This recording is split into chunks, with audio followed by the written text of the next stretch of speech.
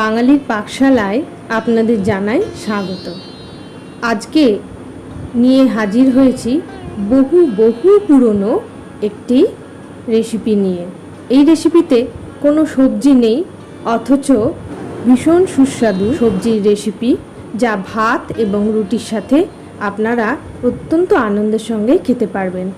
এই পুরনো রেসিপিটি বিশেষভাবে তৎকালীন সময়ে বিধবা মহিলাদের রান্নাঘরের একটি উপাদেয় রান্না ছিল, কারণ তারা পেঁয়াজ রসুন খেতেন না। এই সমস্ত নিরামিষ রান্নাই ছিল তাদের রসনার তৃপ্তি। আমি হাফ কাপ দই নিয়ে খুব ভালো করে ফেটিয়ে নিলাম, ক্রিমের মতন ফেটিয়ে নিয়েছি। এবার একটা পাত্রের মধ্যে আমি প্রায় 200 গ্রাম বেসন ঢেলে নেব। বেসনের পুরোটাই ঢেলে নেব, সামান্য একটুখানি আমি 2 চামচ মতন রেখে দেব, কোনো কারণে গোলাটা যদি খুব পাতলা হয়ে যায় যাতে মেশাতে পারি। তাই 200 গ্রাম থেকে সামান্য 2 চামচ কম মতন বেসন আমি নিয়ে নিলাম। এবার এর মধ্যে একটু লবণ যোগ করে দিলাম আর দিলাম সামান্য হলুদ। এইবার শুকনো অবস্থাতেই আমি এই হলুদ আর লবণ খুব ভালো করে বেসনের সাথে মিশিয়ে নিলাম। বেসনটা আমি চেলে রেখেছিলাম যাতে দানা না থাকে। এর মধ্যে আমি ফেটিয়ে রাখা দই মিশিয়ে দিলাম বেসনের সাথে। এটি টক দই, আমি টক দই ব্যবহার করেছি আজকের রান্নায়। ভালো করে মিশিয়ে নেব এবার এই দইয়ের সাথে।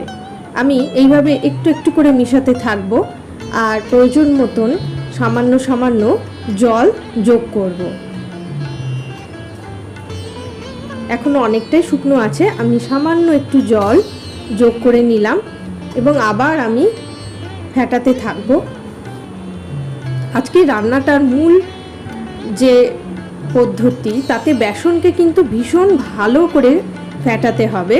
ফেটাতে ফেটাতে বেসন প্রায় সাদাটে হয়ে গেলে তখন বুঝতে হবে যে বেসনটা রান্নার উপযুক্ত হয়ে গেছে। আমি এই ঘন গোলা থেকে 1 টেবিল চামচ মতন বেসন তুলে আগেই অন্য বাটিতে সরিয়ে রেখে দিলাম। এবার আমি এটাকে খুব ভালো করে ফেটাবো। যে যত ভালো ফেটাতে পারবেন পরের স্টেপে, অর্থাৎ ফুলুরি ভাজার সময়, সেটা তত ভালো হবে। আমি ফেটিয়ে রেখে কিছুটা রেস্টে রেখে দিলাম বেসনটা। এবার আমি কাঁচা লঙ্কা কেটে নিচ্ছি।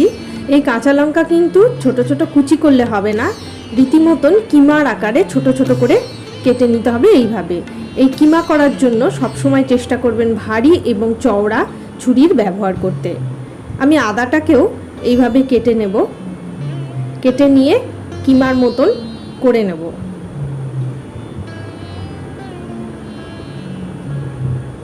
আদা কেটে নিলাম।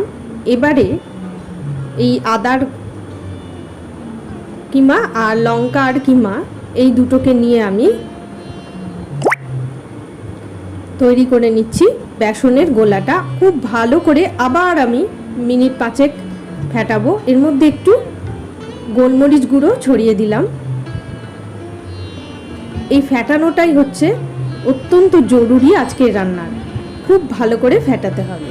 এবার একটা কড়াইয়ের মধ্যে আমি গোটা জিরে, গোটা গোলমরিচ, গোটা ধনে আর শুকনো লঙ্কা দিয়ে গরম করে নেব। শুকনো খোলায় গরম করে নিচ্ছি। হালকা গন্ধ বেরোবে, একটু ধোঁয়া ধোঁয়া বেরোচ্ছে, এই অবস্থায় তুলে নিলাম। এবার কড়াইয়ের মধ্যে তেল গরম করে আমি বেসনের গোলাটা ঠিক এইভাবে চামচ দিয়ে ছোট ছোট আকারে ছেড়ে দেব। আর তেলটা ক্রমশ ছড়িয়ে ছড়িয়ে ওপরের দিকে দিতে হবে যাতে ফুলুরিটা গোল গোল হয়। সত্যি বলতে ফুলুরি আমি কখনোই খুব ভালো করে ভাজতে পারি না। যতই ভালো ফেটাই আমার ফুলুরিগুলো কিন্তু একটু চ্যাপটা চ্যাপটা হয়ে যায়। দেখা যাক আজকে কেমন হচ্ছে। খুব কম আছে, অনেকক্ষণ ধরে ধৈর্য ধরে কিন্তু ফুলুরিগুলোকে ভেজে তুলতে হবে। তৈরি হয়ে গেছে প্রায়। এবারে আমি সব ফুলুরি তুলে নিয়ে দেখাই আপনাদের কেমন হয়েছে। খুব খারাপ হয়নি, তবে আমার মনে হয় আরেকটু ভালো করা যাবে। আপনারা পারলে অবশ্যই কিন্তু জানাবেন।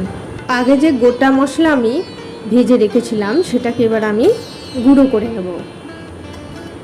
গুঁড়ো করে আমি আপনাদের দেখাচ্ছি ঠিক কতটা গুঁড়ো করতে হবে। এই রকম হবে, খুব মিহি করে করার দরকার নেই, একটু দানা থাকলেই ভালো।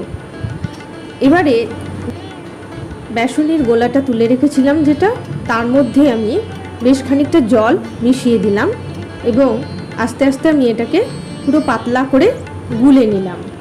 কড়াইয়ের মধ্যে আরও কিছুটা তেল নিয়ে আমি শুকনো লঙ্কা ফোড়ন দিয়ে গোলাটা দেব। প্রথমেই একবারে ঢেলে দেবেন না, অল্প একটু দিয়ে তারপরে পুরোটা আস্তে আস্তে দেবেন। এই সময় আঁচটা কমিয়ে রাখতে হবে। একটু নাড়াচাড়া করে নিলাম, অল্প আঁচেই কিন্তু বেসন তো ঘন হয়ে যাচ্ছে। এবার এর মধ্যে আমি সমস্ত ফুলুরিগুলো দিয়ে দিলাম। এখনই কিন্তু রান্নাটা শেষ নয়, আরও অনেক কিছু আছে, আপনারা কিন্তু ধৈর্য ধরে দেখতে থাকুন। যত ঘন হবে তত অল্প অল্প করে জল মেশাতে হবে, কারণ বেসন যতক্ষণ না পর্যন্ত সুন্দরভাবে পাক হবে ততক্ষণ কাঁচা গন্ধটা যাবে না। এবারে আবার একটু হলুদ আমি মিশিয়ে দিলাম, পরিমাণ মতন লবণ দিলাম। লবণটা কিন্তু খুব সাবধানে দেবেন, কারণ কিছু কিছু জায়গায় আমি লবণ আগেই ব্যবহার করেছি। আরও কিছুক্ষণ পাক করে আমি ভাজা মশলার গুঁড়ো উপর থেকে ছড়িয়ে দিলাম। এবারে আমি খুব ভালো করে নেড়ে নেব।